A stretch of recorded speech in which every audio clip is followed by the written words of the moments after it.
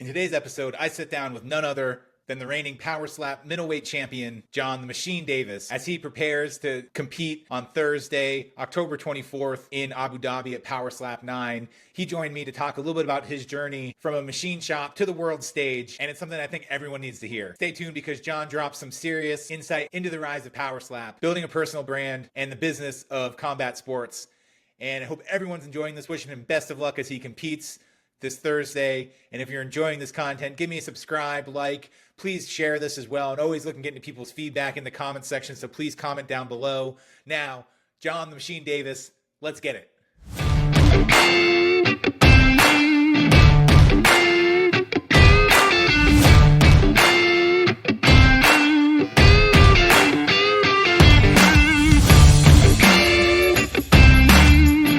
Welcome back to Fight Capital, where we enter the ring of combat sports business. I'm your host, Ryan Rapaport.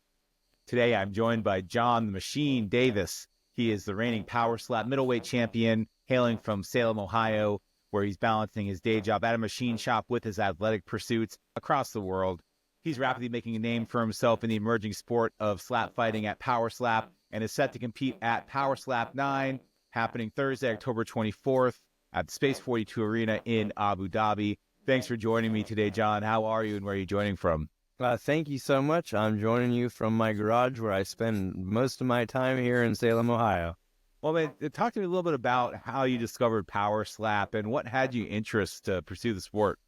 Dumb luck is I was just telling someone yesterday, I started training at Next Level Alliance in Alliance, Ohio, so shout out to them.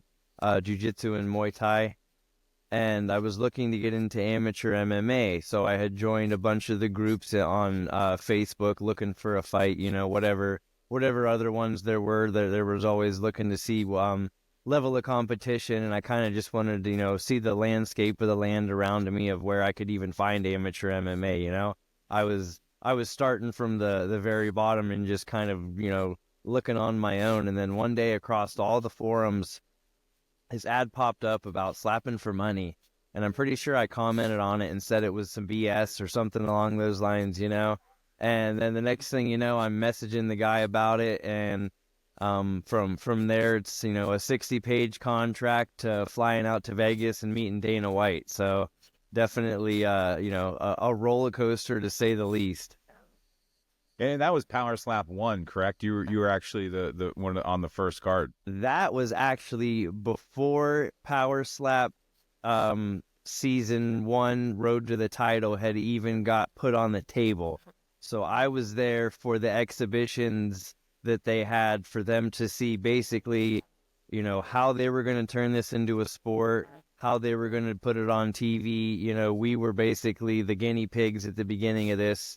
And I was fortunate enough to make my way to the top from, basically the very humble beginnings of PowerSlap and, a career for a guy who was from the middle of nowhere, who had no background in anything other than, having that crazy itch that needs scratching sometimes.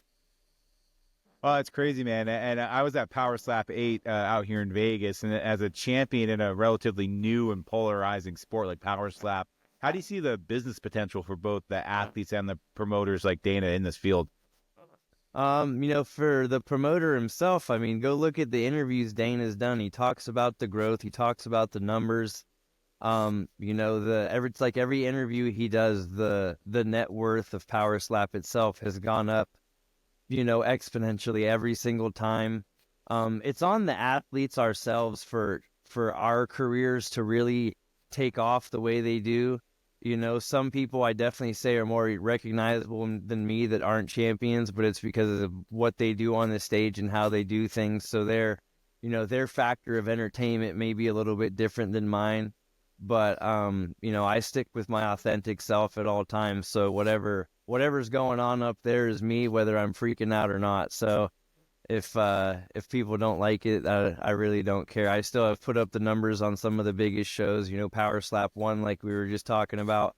I think hit like 3.5 million on just Rumble. So that's not including YouTube numbers. That was just the live event. I remember walking down after I won the belt, and there was a TV off to the side. There was like 1.8 million people live after I had walked down. So I'm sure there was people, the number was jumping up and down from people coming and going. Yeah, I feel like there's a lot of hate from like the martial arts purists, but I also don't think they understand the numbers. Aiden Morgan, who we had talked about, I mean, he just gave me like a purview into some of the numbers being done, and man, it is insane. I was actually even just meeting with someone today, very close to the organization from a capital perspective, and they were just like, "Hey, it's like that some of the top videos on YouTube are PowerSlap clips." So, I mean, I think that really speaks to it. Can you just talk a little bit about how you're strategizing, or some of the ways that some of the things you're implementing to help monetize your success and build your personal brand within combat sports? I think in the combat sports world, whether people know my name directly, there's going to be a lot of them. Like, they've watched me, they've seen me, they've had no choice. We've been in their face, grinding through the numbers and working our way through all the algorithms that we can, especially the people in the combat sports world. So I think a lot of those folks would find it very easy to want to fight me in the future, because they'd be like, "Oh, this guy doesn't know what he's talking about. He's just this slap champ." So there's opportunities, I feel like, in the fight game in a multitude of ways that, if they present themselves in the future and I'm able to take them on, that would be great. As a champion of PowerSlap, being able to kind of help develop the sport more, once I'm done competing, that would also be something I think, that if possible. I've coached events. I've actually had been asked by them to coach one person in particular that was coming in new, because they want people to be ready when they get up there. And this story of like, anyone can do it. Yes, anyone can do it. Anyone can walk in and have an amateur MMA fight. Anyone can walk in and have an amateur boxing fight. This is anyone can do anything. But when you actually come to do this, if you're just coming off the couch, there's a good chance you're going to end up not winning, and it's not going to be because anything other than you made a bunch of mistakes that cost you points. And if not, 2 fouls in a 3-round fight and you're disqualified in the second round, it's over. Yeah, that was my takeaway, that there's actually a lot more form and structure to that than what meets the eye. Never mind just not flinching, but just if you watch some of the wind-ups and the different techniques that people are using, there's definitely something to be said about that as well. And I mean, with the upcoming event in international markets like Abu Dhabi and in Saudi Arabia, talk to me a little bit about what that was like, finding out that you're going to be competing for PowerSlap 9 on October 24th out there in Abu Dhabi. Yeah, that was, super exciting. I had been waiting to get the phone call. I've had a year layoff by the time I get back up there. So it's one of those things where, as much as I want to, complain about having to have taken such a long break, this is the cherry on top at the end that I've been waiting for. Because like, this is this could very well be the biggest event they ever do. I'm not saying they're not going to have great events in the future, but this could be the one. And being co-main event on it, that's all that there really needs to speak for itself. There's going to be a card packed full of stars, a card packed full of action from every single fight that they have, the new people coming in from season 3, and then obviously the main event with the crazy Hawaiian and dumpling. Hey everyone, quick favor to ask. Did you know that nearly 80% of the people tuning in right now aren't subscribed yet? That subscribe button down below is what powers me every week to keep putting out these podcasts. Big shout out and thank you to everyone that's been supporting me for this. I couldn't do it without you. If you're enjoying the content, please subscribe below. It means the world to me. And for everyone supporting me, thank you so much. Now back to the show. Yeah, man, and that last dumpling slap, man, that was the one I was at, and I was just like, "Oh, and the whole room felt it, man. It was one of those. So that's going to be a pretty exciting one. Coming from a small town like Salem, what challenges have you faced in gaining exposure, and have you leveraged your local roots to help build a following, attract any opportunities for yourself? I do have a sponsor out of Mansfield, Ohio, that's about an hour and 45 minutes from me. It's a boot sponsor, so shout out to the Boot Life they've helped me out, especially when it comes to as far as it comes to local stuff, and then when it comes to any content, good content, they help me out when they make things and we tag each other and stuff. And we just recently had a shirt that if people still want to get, I think it might be available. If you go check out the Boot Life Instagram.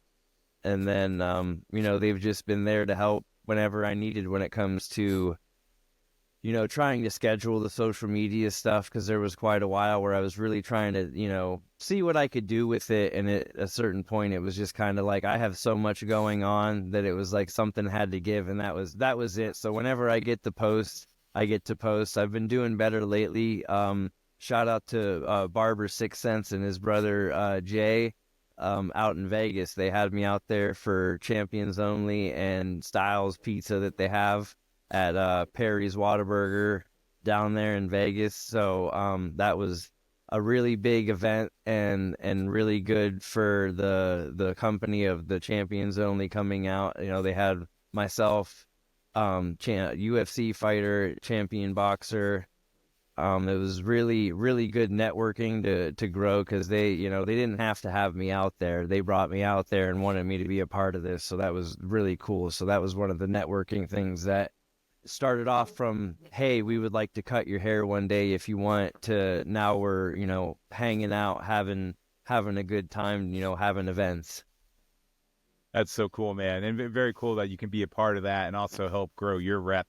With not just local opportunities, but I'm out here in Vegas, so places like Vegas as well, and having people getting on board, that's also very cool. And I know you touched on this a little bit, but looking ahead, what are your goals for contributing to the growth and professionalism of PowerSlap as a mainstream sport? And how do you plan to continue to stay involved in the business as it when it comes to, first, it's the main goal of how long can my title reign go? If I can make it to where I finally decide, hey, I'm going to walk away and get to hand the belt over, that's ideal by any means, I think, for anyone. So, that's the hopes and the goal at this point in time, until I have to, change direction and deal with whatever comes my way. But once that time finally comes, again, coaching and being part of it and helping new people coming in, if that's what they would want me to do, I would love to do that. Commentating stuff, if there was anything in that department, I would definitely be willing to work on. I'll put on a suit. I'll take my regular, I'm probably still going to be wearing boots. They'll be dress boots, but anything to be involved that's actually helpful to not just prolong the growth of the sport, but to help the athletes prolong their careers, because I'm fortunate enough to have been in this game as long as I have, because I've seen people's careers come and go already, multiple times. They've come in after me and they were already gone before I, am even thinking about an end to my career. So it's crazy to think about that, especially as of lately. When do you take off and head out to Abu Dhabi? The 18th. I'll be taking off Friday evening. And then we'll be back sometime on the 26th. So people, I've already lost track of time. I've just let that go at this point, because I know as soon as that day comes, once that plane lands and I'm trying to figure out what in the world's going on, it's gonna be hectic. Well, man, 9 days out. Wishing you the best of luck as you gear up, and a safe flight and travel out there. And can't wait to see what you do next, John. Thank you very much for really appreciate you having me on and giving me the time. Likewise, man. Thanks for joining me. You have a good day. You too. Thank you.